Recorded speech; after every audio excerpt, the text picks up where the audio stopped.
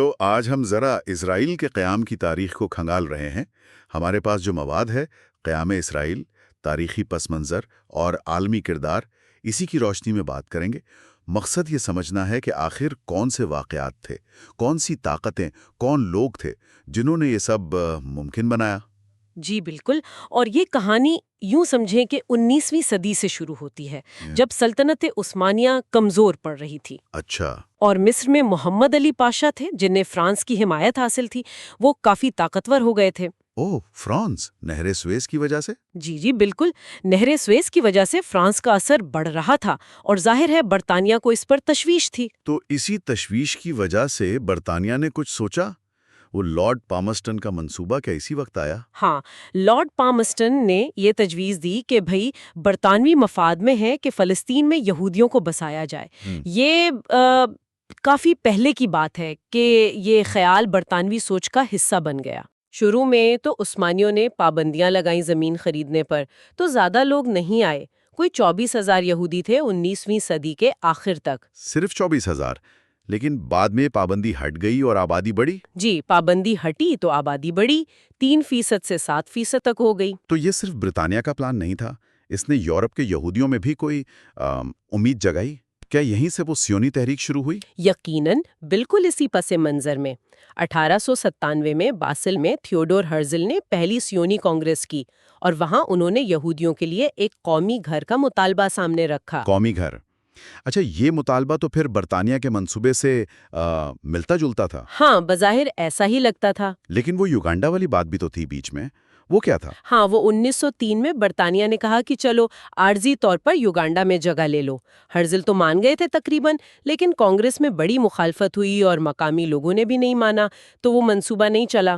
اچھا۔ دلچسپ بات یہ ہے کہ اس وقت کانگریس کے وکیل تھے ڈیوڈ لائیڈ جارج، وہی جو بعد میں وزیر اعظم بنے برطانیہ کے۔ اوہ، تو یہ تو بڑا پرانا تعلق نکلا۔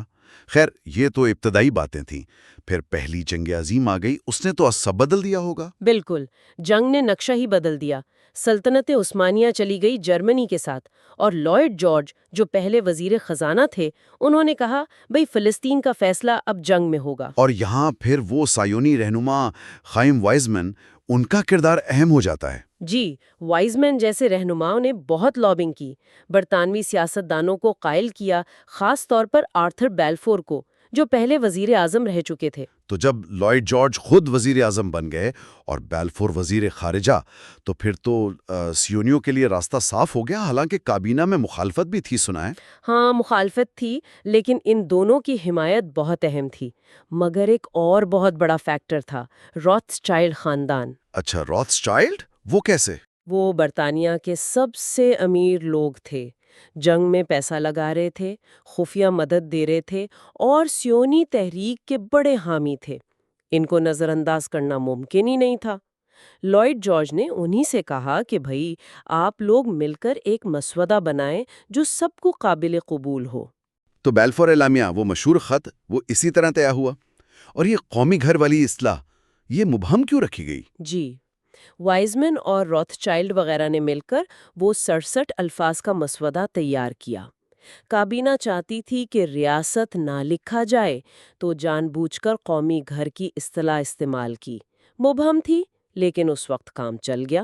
اور یہ خط پھر 2 نومبر 1917 کو لارڈ روتھسچائلڈ کو بھیج دیا گیا۔ جی، اس میں کہا گیا کہ برطانیہ فلسطین میں یہودی قومی گھر کے قیام کی حمایت کرتا ہے، لیکن ساتھ میں یہ بھی لکھا کہ وہاں جو غیر یہودی آبادی ہے ان کے شہری اور مذہبی حقوق کا تحفظ کیا جائے گا۔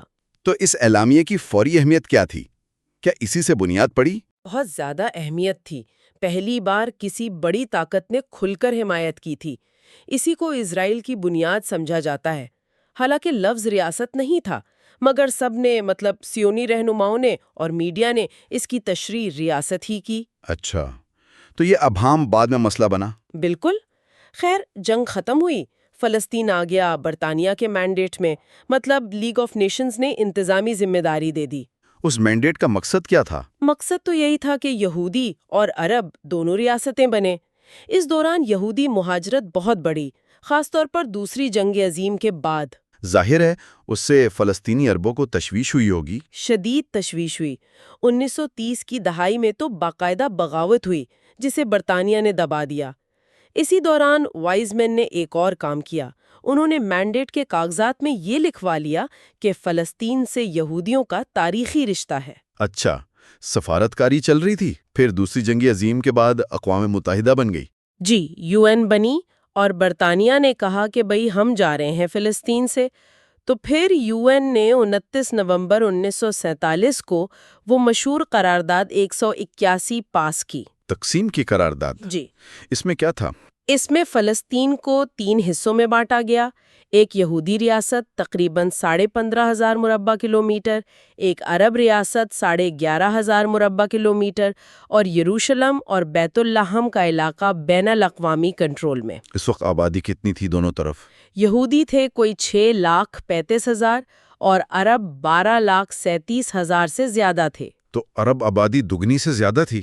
رد عمل کیا آیا اس قرارداد پر؟ سیونی قیادت نے فوراً قبول کر لی، لیکن عرب لیگ اور فلسطینی قیادت نے اسے مکمل طور پر مسترد کر دیا، اور اس سے حالات بہت زیادہ خراب ہو گئے۔ اور پھر 15 مئی 1948 کو جیسے ہی برطانیہ نکلا، اسی دن ڈیوڈ بن گوریان نے اسرائیل کی آزادی کا اعلان کر دیا، اور فوراً جنگ شروع ہو گئی۔ جی، پہلی عرب اسرائیل جنگ۔ اسرائیلی اسے جنگ آزادی کہتے ہیں، عرب اسے نکبہ یعنی تباہی کہتے ہیں۔ 9 مہینے چلی یہ جنگ۔ مصر، عراق، سعودی عرب، لبنان، شام، یمن سب مل کر لڑے، لیکن اسرائیل کو ختم نہیں کر سکے۔ تو اگر ہم سمیٹیں اس ساری بات کو، تو اسرائیل کا قیام کوئی اچانک واقعہ نہیں تھا۔ یہ تو ایک لمبا پیچیدہ سلسلہ تھا جس میں عالمی سیاست، برطانیہ کے اپنے مفادات، سیونیوں کی جدوجہد، جنگیں، بلفور اعلامیہ، UN کی قرارداد اور آخر میں جنگ، سب شامل تھے۔ بالکل صحیح۔ اور یہ بات واقعی سوچنے والی ہے جو ذرائع سے سامنے آتی ہے کہ کیسے ایک بظاہر مبہم سی اصطلاح قومی گھر، اس کی تشریح نے زمین پر حقائق بدل دیے اور ایک ایسا تنازع کھڑا کر دیا جس کے اثرات آج تک ہم بھگت رہے ہیں۔ الفاظ اور ان کی تشریح تاریخ کا رخ بدل سکتے ہیں۔ واقعی یہ ایک اہم نقطہ ہے غور کرنے کے لیے۔